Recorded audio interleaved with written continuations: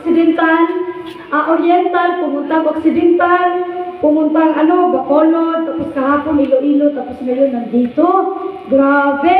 Ganyan dito sa lifestyles. Kasi po, sobrang ganda yung nangyari sa health namin about these products. Kaya gusto talaga namin i-share. Okay? Kaya ako muna mag-talk ha. Listen muna kayo. Avoid talking. Pwede kayo mag-question after the presentation. Okay? Yes!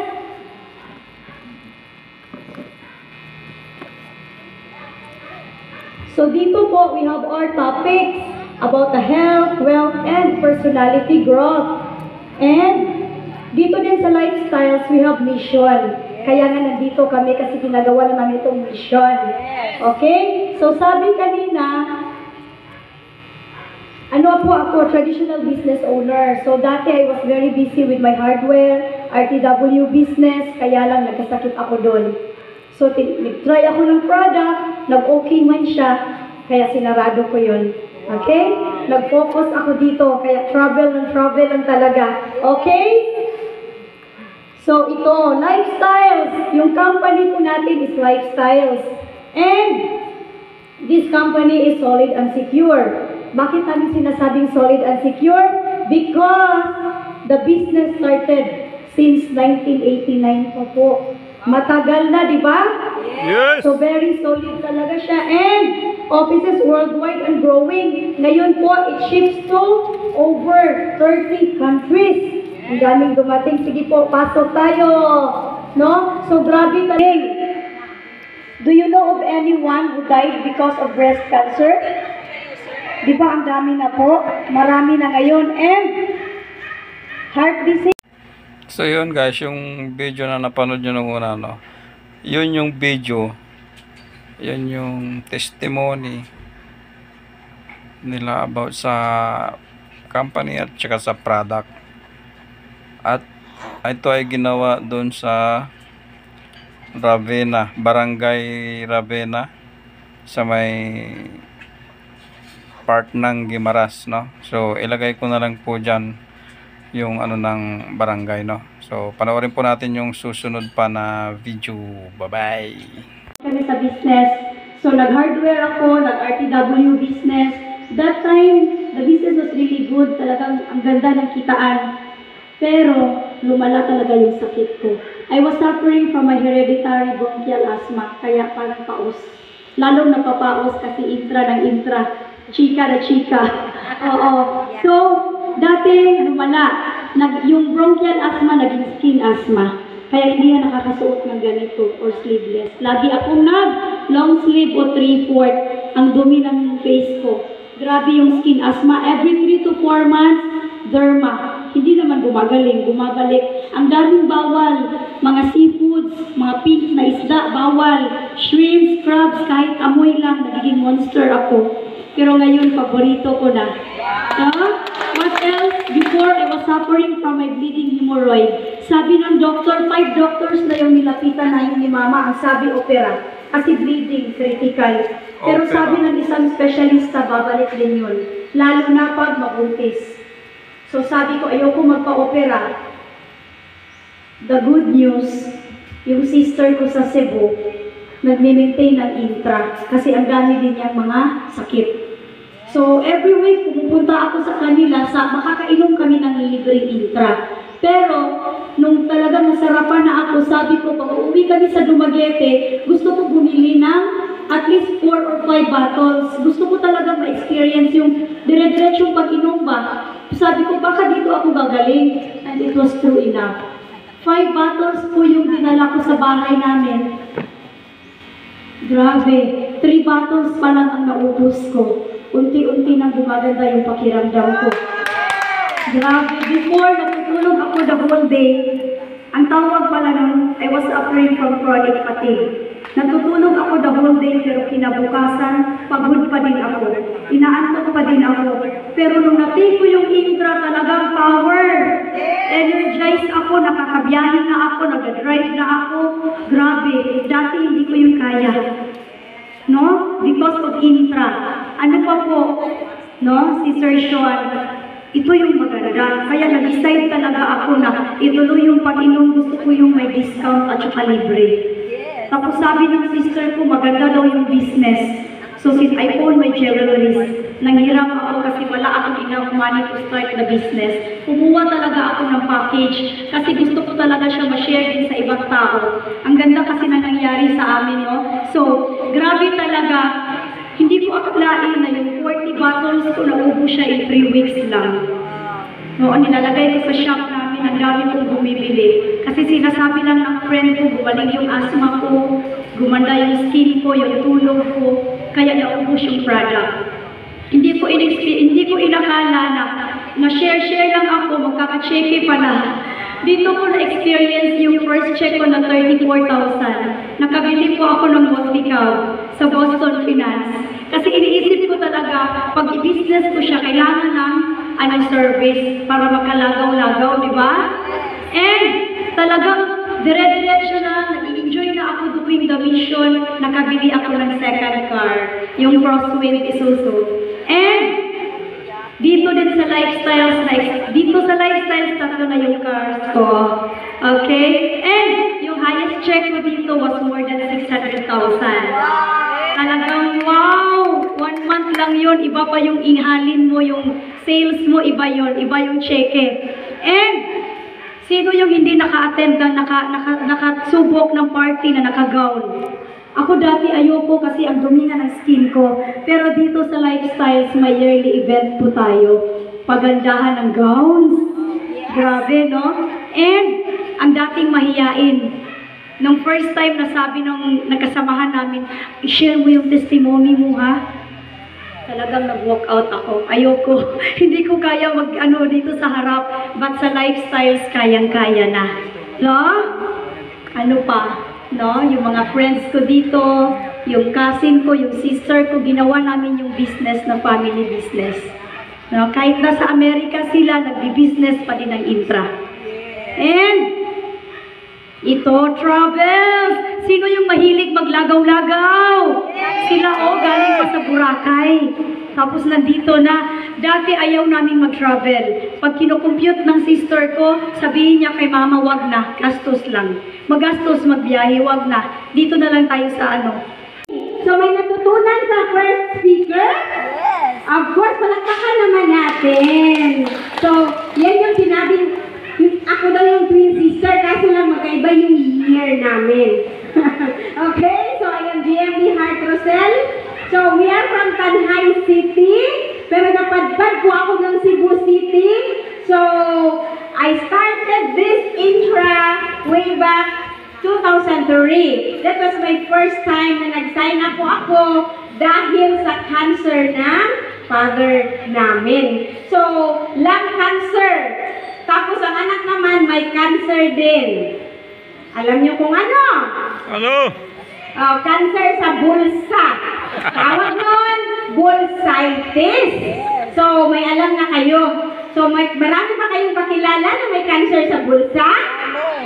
Marami kami nung dati.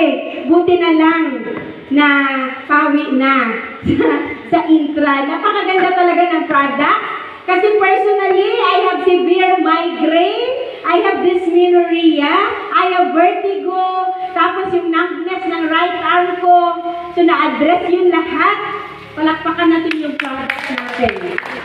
Kasi yun yung pinakabida talaga dito. But, here, we are not selling intra, but we are selling freedom. Kung gusto nyo. Kung gusto nyo bumili ng freedom. So yun na, we started the products. Alam na ninyo kung gaano kaganda yung produkto. So now, ang tanong ko, sino gustong uminom ng libre? Kami! Ay, yung iba gusto nyo magbayad. O sige, dapat magbabayad sila ha. Again, sino yung gusto ng free? Huwag kayong mahiya. Kailangan ano ha?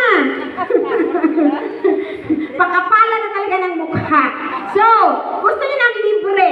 Tapos, meron pang cheque.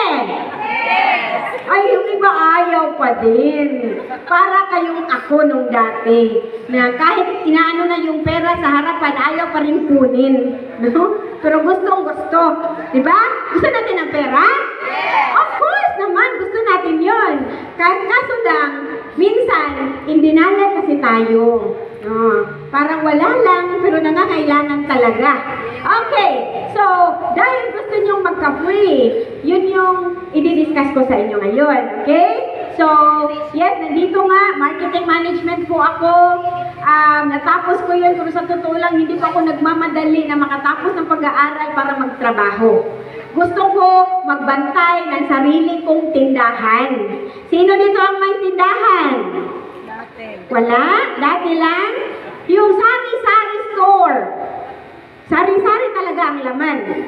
Later on, naging sira-sira store. Now open, tomorrow close, another day open, the next day close na naman. Yan yung sira-sira store. Until naging close na talaga ang store. Kasi yung puhunan, galing doon sa mga matatangos ng kilong.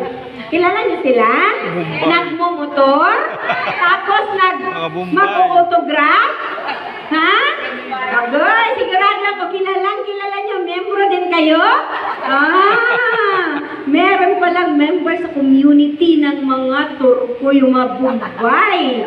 Talagang umabot sa Gimaras ng mga Bombay, kahit saan talaga sila, di ba? So yun, nasara yung tindahan ko, dumami yung utang ko, hanggang sa nagkasakit ako, yun na, yung bursitis. Hindi ako makatulog, nagka-insomnia ako, kasi nga, gusto kong magbayad ng utang, pero wala po akong pambayad. Meron bang ganun dito? Yes. Diba? Gusto naman talaga natin magbayad. Kaso lang walang pambayad. So yun, 2014, hindi ko na alam kung anong gagawin ko kasi ang dami nang tumatawag, naghahanap. Nasa isip ko baka mapusas na talaga ako. Kasi sabi nila wala daw imprisonment yung utang. Pero pag marami ka nang napirmahan, pwede ka talagang tumira dun sa presuhan. So ayoko mangyari yun. So nung hindi ko na talaga alam kasi isang araw, nagpabili po ako ng bigas. Naghanap pa po ako ng coins para makumpleto yung pambili ng bigas. Doon kami sa Cebu. Kasi sabi ko sa asawa ko, magpakalayo-layo tayo. Kasi ayokong nakikita ng mother ko na naghihirap na kami. Why nga, ko di sa lifestyle because sa mga medical issues ko last year. So, ang mga laboratories ko, nagtaasya. Kaya naman yung problema ko na tayo ginasipon, sugar pa makeup ubo. And then after that, si nanay, ang problema is insomnia. Though years, dugay-dugay na bata pa kami, na-insomnia na siya, hindi siya katulog. No, every other month, kakadok na kay Doc, mabal si nanay nga, dahil pala si Tahi ko, kay Doc, kung patulog. Ang bakit sige, though, amo na lang routine naman for how many years na, ma-rest na kay Doc feeling niya, kung daw medyo, sige na inom niya sa bulong, mauntat naman na siya, i-try na din siya makatulog pero hindi siya makatulog. Tapos nakuha mo na siya ang labs ko, ups and downs lang with medications, pero hindi siya magnubo. Iba lang nga to the level siya nga normal. Siguro, because nga toxic sa clinic, syempre kita magkaon kami, usually 4 o'clock na mo, magtanyaga kahit ang pasyente. Hindi mo man mabayaan once nga nagahulat. Kaya mo na siya ang sang thankful ko kay because nga sa Angel Uplines ko, sa cousin ko man, kay Manangape, nga siya ang nagpakilala sa products. Nga ba niya dahil why nga i-try mo? So ako, nag-try gid ko kay Believer man ko kang food supplement. Actually, mangod lang ko sa kay Ma'am Heart nga ginintrahan, kay 5 lang yakod ginintrahan, iya 8 DJ ya. Kaya mo na diri ko na nag-okay ang mga medical issues na mo na address. Kaya mo na siya nga mo instead nga magbakal na lang kami sa product nga nag-sign up kami. Bali, so far bago pa man lang din ko kay do mga 5 months nga join ko pa lang. Pero after 3, sa first time nga pag-take ko 3 days, kaya ang TL ko nga sa right, naghawak, nagamanas niya siya. I don't know kung ano, siguro sa cholesterol ko or what. Pero after 3 days nga take ko sang intra kag nutriya, nadula siya. Wow! Amo na siya nga, bakuway na, tapos na kami nagainom. Kay gin-share ko man sa balay, instead nga mag-ano kami, nga pag isa-isa nga pakal, nagtingob na lang kami. Amo na siya nga, ano, plus ang rin iya nga, ano, may story, man siya sang iya. Amo lang, isawa ni ganun. Pagsis ako, kaubog ako kag may sipon. Pangsaban na, ako na nangyayking ba inamya ko entra. Pag ang after 3 days, nagdula na ang ubo ka sipon ko. That's why, ay mainom ko entra every day.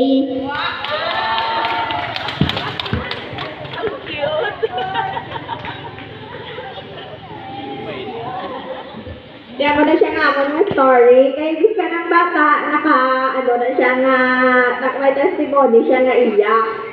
That's why kailangan amo na share man na siya namon sa inyo para nga ano kita nga healthy kita through ang supplement, hindi lang tanan synthetics kita para nga na kita ang hindi na bilang kidney tayo, hindi na siya magka-problema later.